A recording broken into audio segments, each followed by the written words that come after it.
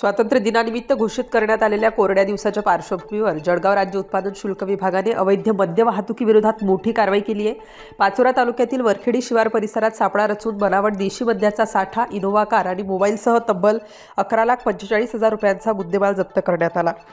या प्रकरणात 4 आरोपींविरुद्ध गुन्हा दाखल करण्यात आला असून पुढील तपास सुरू आहे।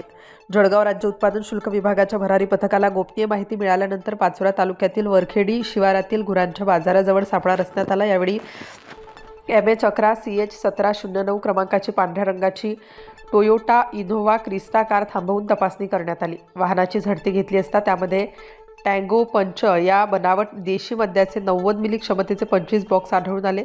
या कारवाईत बनावट मद्य, इनोव्हा कार आणि 4 मोबाईल संच असा एकूण 11,45,000 रुपयांचा मुद्देमाल जप्त करण्यात आला। या प्रकरणी आरिफ राजू तडवी, अनिल खंडू भोई, मुकेश सुभाष कोळी आणि अनिल शिवराम महाजन यांच्याविरुद्ध गुन्हा दाखल करण्यात आला।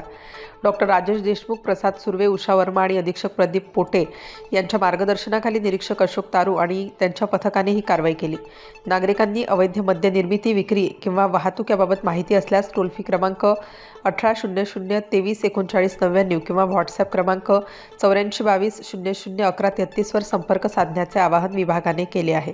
स्टार न्यूजसाठी मोहसिन पठाण, नाशिक।